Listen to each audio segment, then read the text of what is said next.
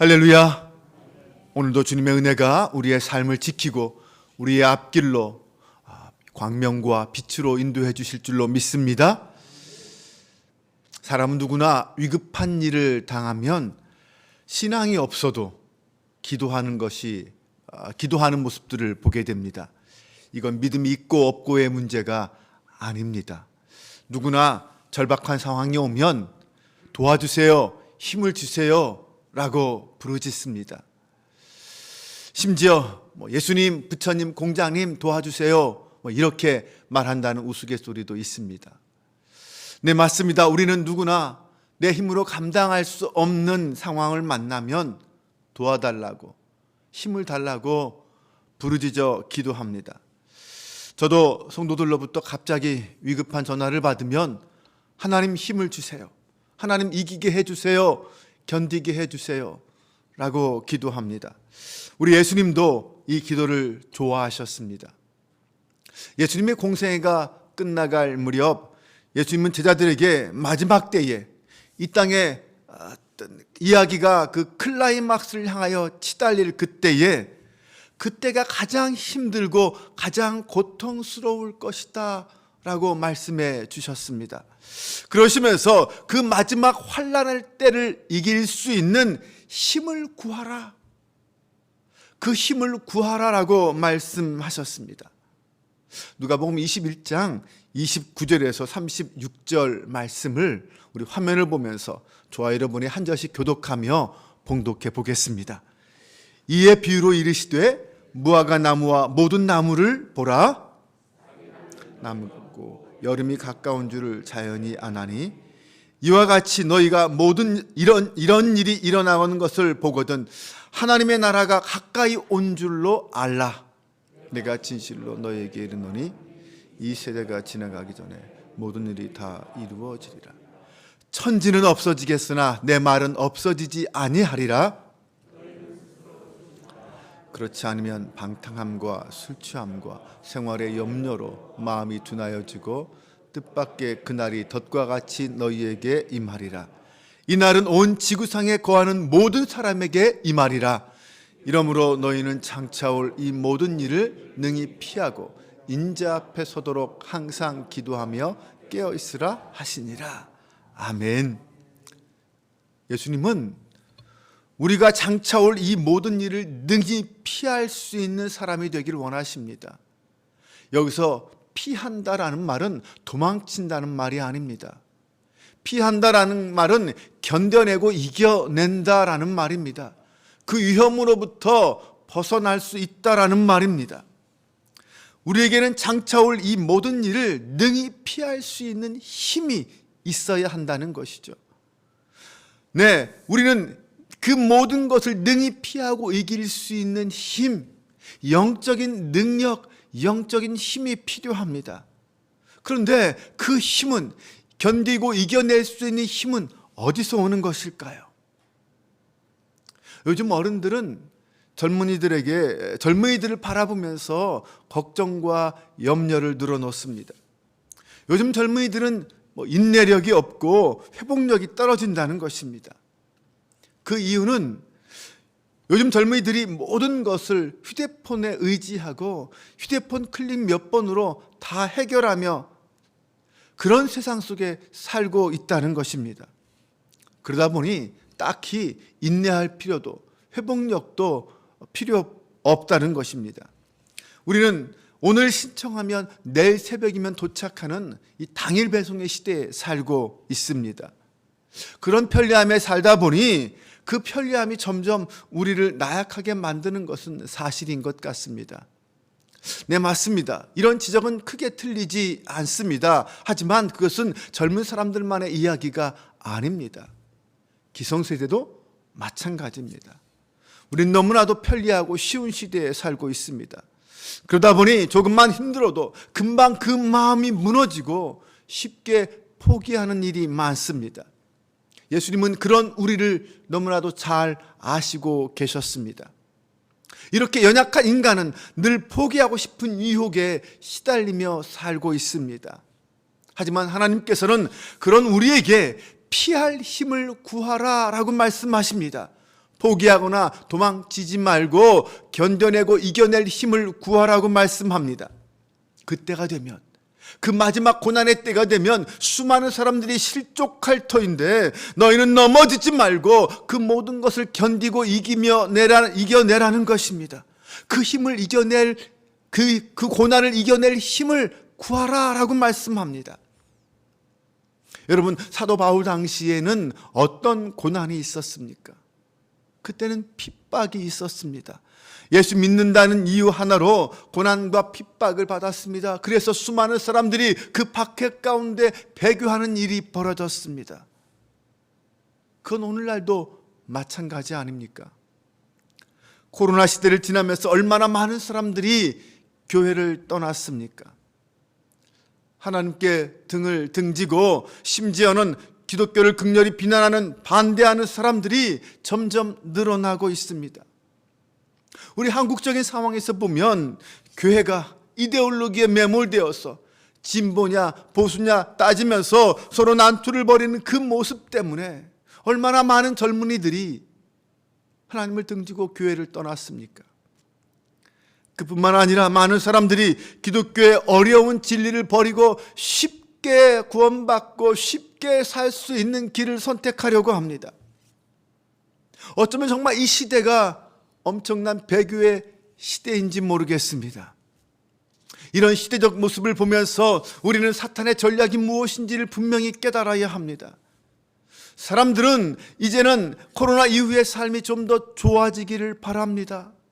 예전보다는 좀 더 회복되고 잘 살 수 있기를 바랍니다. 그래서 나름 열심히 노력했습니다. 인내하며 견뎌왔습니다. 하지만 그런 노력에 비해서 달라지는 것은 없습니다. 코로나는 여전히 계속되고 있고 우리의 경제적인 상황은 나아지지 않습니다. 오히려 실망만 커집니다. 어느 누구도 그 무엇도 우리의 영혼을 치유시켜주지 못하고 있습니다. 그래서 우리는 하나님이 나를 도와주시지 않는구나, 하나님은 나를 버렸구나, 아니 하나님은 계시지 않는 거야, 이런 생각을 합니다. 그러면서 많은 사람들이 신앙을 포기하고 떠납니다. 하지만 이런 시간이, 이런 고난의 시간이 바로 하나님의 살아계심과 그 능력을 경험할 수 있는 시간임을 믿으시기 바랍니다. 예수님은 이런 위기에 처해 있는 우리들을 향하여 세상을 이기는 힘을 제시하고 계십니다. 대부분의 사람들은 이 시기가 길어지면서, 팬데믹이 길어지면서 이제는 다 필요 없어, 이제는 다 귀찮아라고 하면서 모든 것을 포기하고 싶어 합니다. 하지만 그리스도인은, 성도인 우리는 아니야, 바로 지금이 하나님을 만날 수 있는 때야, 이렇게 생각해야 합니다. 이제 우리에게 중요한 것은 선택입니다. 가나안 땅을 앞두고 여호와 하나님이냐 가나안의 우상이냐, 그 선택의 기로에 선 이스라엘 백성들에게 오직 나와 내 집은 여호와를 섬기겠노라, 여호와를 선택하겠노라라고 외쳤던 그 여호수아의 고백을 기억해야 합니다. 그 땅의 모든 백성들이 믿고 있는 것, 지금 당장 나를 이롭게 할 수 있을 것 같은 것, 지금 당장 좋아 보이는 것, 나에게 힘이 될 수 있을 것 같은 것, 세상은 그것이 더 좋아 보이고 그것이 더 크게 보입니다. 하지만 그리스도인들은 그런 세상의 눈으로 바라보는 것이 아니라 하나님의 눈으로 이 세상을 바라보아야 합니다. 그렇게 볼 수 있는 힘은 어디서 나옵니까? 그 힘은 나에게로부터 나오는 것이 아닙니다. 그 힘은 연약한 인간에게 주시는 하나님의 힘입니다. 하나님이 주시는 힘입니다. 다니엘이 히데길 강가에서 환상을 볼 때에 세 일해 동안, 3주 동안 제대로 먹지도 마시지도 못해서 모든 힘을 잃고 있었습니다. 다니엘서 10장 17절 이하를 보면 내 몸에 힘이 없어졌고 호흡이 남지 아니하였사오니 내 주여, 내 주의 이 종이 어찌 능히 내 주와 더불어 말씀을 할 수 있으리까 하니, 또 사람의 모양 같은 것 하나가 나를 만지며 나를 강건하게 하여 이르되 큰 은총을 받은 사람이여 두려워하지 말라, 평안하라, 강건하라, 강건하라. 그가 이같이 내게 말하매 내가 곧 힘이 나서 이르되 내 주께서 나를 강건하게 하셨사오니 말씀하옵소서. 아무것도 먹지 못하여 모든 힘을 잃어버린 그 다니엘에게, 낙심하고 절망하여 있는 다니엘에게 두려워하지 말라, 강건하라, 평안하라 외치고 힘을 주신 분이 누굽니까? 바로 하나님이십니다. 절망의 상황에서도 포기하지 않고 하나님의 말씀에 귀를 기울일 때 하나님은 다시 일어날 수 있는 힘을 주신다는 사실을 믿으시기 바랍니다. 그럼 이기는 힘은 어떻게 받을 수 있습니까? 첫 번째는 다른 그 모든 것보다 하나님을 소중히 여기는 마음이 있어야 합니다. 거룩한 뜻을 거부하고 육체의 안일함과 평안함을 추구하고 싶은 그 유혹의 욕심이 들 때마다 우리는 하나님의 이름을 부르며 하나님을 사랑해야 합니다. 하나님은 자기를 향하여 간구하는 자에게 능력을 베풀어 주시는 분입니다. 하나님은 자기를 의지하는 자에게, 하나님을 향하여 온전히 마음을 드리는 자에게 이기는 힘을 주시는 분입니다. 여러분, 하나님을 향하여 일편단심하시기 바랍니다. 네, 한눈 팔지 마십시오. 오직 하나님만 사랑하겠다고 결심하시기 바랍니다. 우리가 예수님으로부터 그 이기는 힘을 받으려면 먼저 우리는 우리를 지치게 만들고 하나님으로부터 멀어지게 만드는 것들로부터 돌이켜야 합니다. 오늘 34절은 이렇게 말합니다. 너희는 스스로 조심하라. 그렇지 않으면 방탕함과 술취함과 생활의 염려로 마음이 둔하여지고 뜻밖의 그날이 덫과 같이 너희에게 임하리라. 보통 사람들은 힘든 일을 만나거나 낙심하면, 정말 녹초가 되어서 집에 돌아가면 한 잔 마시고 그냥 뻗고 싶어 합니다. 모든 걸 다 잊어버리고 그냥 자고 싶어 하죠. 하지만 그것은 항복하는 것에 불과합니다. 힘들고 지쳤을 때 우리 그리스도인은 그 순간에도 일편단심해야 합니다. 주님만 바라봅니다. 주님만 사랑합니다. 주님 다시 나와 함께 해주세요. 나를 일으켜 세워주세요. 기도하며 간구해야 할 줄로 믿습니다.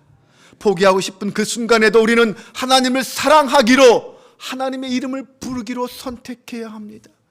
하나님께 구하고 또 구해야 합니다. 그때 전능하신 하나님은 우리를 향하여 이기는 힘을 주실 줄로 믿습니다. 너희는 장차 올 이 모든 일을 능히 피하고 인재 앞에 서도록 항상 기도하며 깨어 있으라. 이것이 고난과 절망 앞에 있는 우리에게 주시는 예수님의 문제 해결 처방입니다. 이기는 힘을 주시는 능력의 근원이신 그 하나님께 기도하며 깨어 있으십시오. 2023년 이 예수님의 말씀을 잊지 말고 행하며 실천하여 이기는 힘으로 승리하는 한 해가 될 수 있기를 주님의 이름으로 축원합니다. 기도하겠습니다. 아버지 하나님, 이 땅의 현실에서 감당할 수 없는 고난이 닥칠 때 우리는 하나님의 이름을 부릅니다. 하나님만이 우리의 힘과 위로가 되시는 줄로 믿습니다. 힘들 때마다 하나님께 마음을 두고 하나님으로부터 오는 능력을 받기 원합니다. 하나님만 일편단심 사랑하기를 원합니다. 방탕함과 술취함과 생활의 염려가 우리 마음을 둔하게 하려고 할 때마다 오히려 주님의 이름을 부르며 기도하게 하옵소서. 오직 주님만 사랑하겠노라 선포하게 하옵소서. 사랑의 하나님, 고난과 절망 앞에서 능력의 주님만이 승리의 비결임을 믿습니다. 2023년 한 해도 이 믿음으로 주님과 365일 동행하는 저희들 되게 하옵소서. 우리 주 예수 그리스도의 이름으로 기도합니다. 아멘.